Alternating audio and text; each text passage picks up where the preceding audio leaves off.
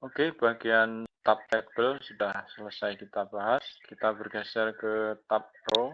Nah, untuk membahas bagian ini, sebaiknya kita membuat tabel yang baru agar mudah kita memahaminya. Kita buat dulu tabelnya. Oke, sekarang kita berada di sel pertama ya, di kotak yang pertama sebelah kiri. Kemudian kita kembali ke sini. Nah, di sini ada size, ada option. Kita lihat dulu yang bagian size. Di sini ada specify height, di sini ada row height is. Kita centang, kemudian kita coba ini, kita ganti ukurannya, tinggi barisnya. Misalnya kita buat 2. Ini pilihannya biarkan ini, atlas, kita oke. Nah, ini tingginya 2. Nah, sekarang kita coba untuk mengisi kotak ini. Kita pindah saja. Oke, kita enter saja. Nah, ini hasilnya. Tadi kita buat tinggi barisnya sebenarnya di specify height-nya adalah 2 cm.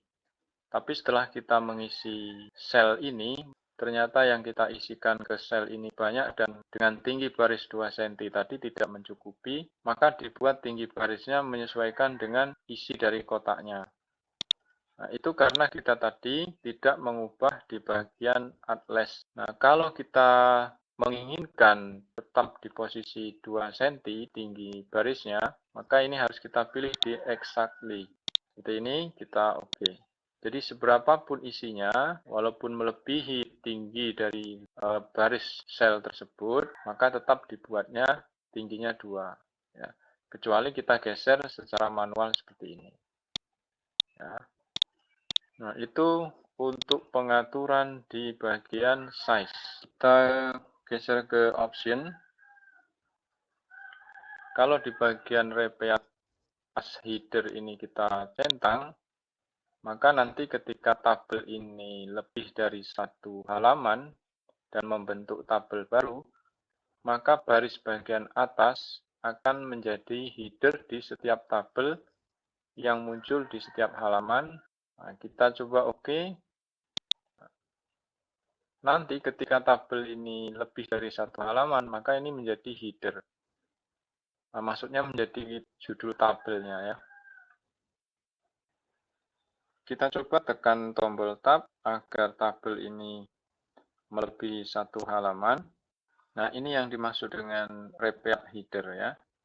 Nah, misalnya judul tabelnya itu ada nomor, nama, kemudian alamat. Nah, itu nanti kita tidak perlu membuat ulang di bagian halaman berikutnya. Jadi sudah terbentuk dengan sendirinya. Oke, kita lihat kembali di properties. Bagian row sudah. Ini untuk berpindah ke baris berikutnya atau baris sebelumnya. Kita bergeser ke kolom. Oke, sekarang kita berada di kolom 2. Kolom 2 itu di sini ya. Nah, coba kita lihat. Nah, ini adalah kolom kedua. Jadi menghitungnya dari sebelah kiri ya, dari sebelah kiri. Dari sini, ini kolom 1, 2, 3, 4, 5. Oke, sekarang kita berada di kolom 2. Nah, di bagian tab kolom ini hanya untuk mengatur lebar kolom saja. Berapa lebarnya, pakai satuan apa, seperti itu ya. Kita bergeser ke tab cell. Ini juga sama, digunakan untuk mengatur lebar dari sel yang juga merupakan lebar dari kolom tersebut. Kemudian di sini ada vertical alignment. Ini digunakan untuk mengatur perataan atas bawah ya, atau secara vertikal. Ini top, ini center, rata tengah atas bawah, ini bottom di bawah. Nah, sebenarnya pilihan ini lebih lengkap di bagian ini ya, di bagian alignment ini sudah dikelompokkan. Di sini kita bisa mengaksesnya lebih cepat. Tapi tidak ada salahnya kita mengetahui bahwa di bagian ini kita juga bisa mengaturnya. Kita coba pilih yang center, kita oke. Nah, seperti ini, kalau kita menulis, maka dia sudah rata tengah. Nah, ini rata tengah atas bawah. Oke, kita coba ambil teks.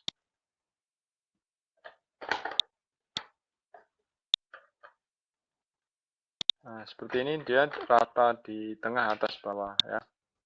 Kita lihat lagi properties. Di sini ada option ya.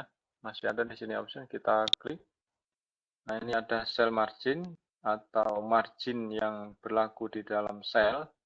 Kemudian di sini ada pilihan wrap text sama fit text. Nah, coba kita centang di bagian fit text, kemudian kita oke. Oke, seperti ini maksudnya kalau kita memilih pilihan yang tadi, tulisannya itu dibuat seperti ini, panjang, lebih rapat. Oke, kita kembalikan. Nah, seperti ini ya. Oke, Bapak anggap cukup untuk pembahasan dari properties. Kemudian kita bergeser ke sini, ke draw table. Ini juga sudah pernah kita bahas. Kemudian di sini ada eraser. Ini berguna untuk menghapus ya. Kita coba, kita klik di garis yang tegak misalnya di sini. Nah, ini akan hilang garisnya dan dua kotak ini menjadi satu. Kita coba klik di kotak yang lain. Nah, kita coba klik di sini. Nah, ini dua baris menjadi satu. Kita buang lagi, 3 baris menjadi satu, 4 baris menjadi satu. Oke, kita kembalikan penghapusnya. Kemudian kita bergeser ke delete. Oke, kita mulai dari delete row ya, mendelete baris ya, menghapus baris. Misalnya baris ini akan kita hapus ya. Bapak tandai dulu biar terlihat kalau kita hapus nanti. Kita letakkan kursor di baris tersebut, kemudian kita klik delete, pilih delete row. Misalnya kita select beberapa baris, nah, kita tandai dulu biar terlihat. Oke. Nah, untuk menghapus beberapa baris itu tidak perlu kita bawa ke samping, cukup pada baris tersebut ya. Yang penting berada di baris tersebut, boleh di kolom 1, kolom 2, dan seterusnya.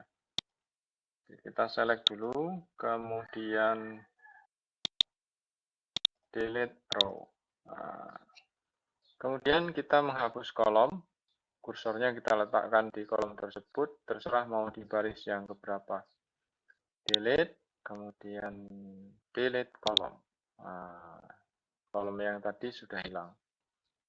Kalau beberapa kolom, ya kita select saja kolomnya, delete kolom.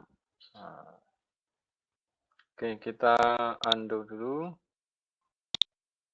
Ya, batas ini dulu. Selanjutnya kita lihat delete cell. Di sini ada pilihan. Kita lihat yang shift cell left. Oke, untuk mempermudah kita memahami ini, Bapak beri warna dulu beberapa sel.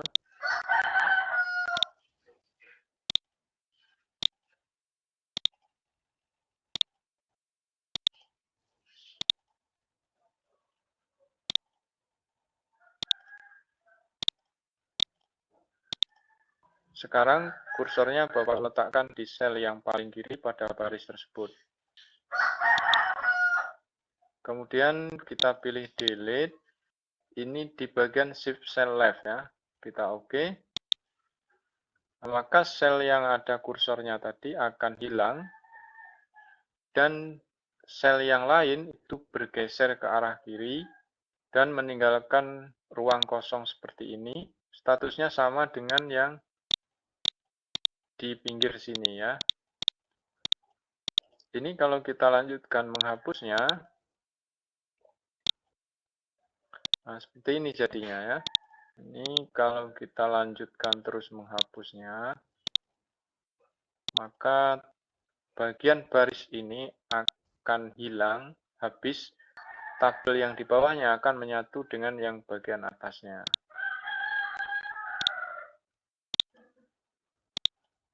Nah, seperti ini. Nah, kita lihat, nah, ini untuk menghapus sel, pilihan shift cell left.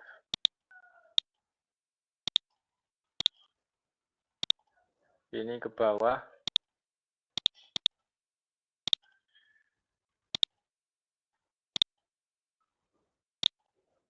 Oke, kita akan menghapus sel yang ada kursornya ini. Oke, seperti ini ya. Jadi perbedaannya kalau yang bagian pilihan up tadi, bagian bawah ini langsung terbentuk sel baru secara otomatis. Tapi kalau yang baris itu tidak terbentuk sel baru, dia kosong ya, seperti ini. Kita lihat lagi pilihannya menghapus tabel. Oke, ini tabel kita yang akan kita hapus. Kita tidak perlu menselect tabelnya. Kita letakkan saja kursornya di dalam tabel, di sel manapun, kemudian delete, pilih tabel.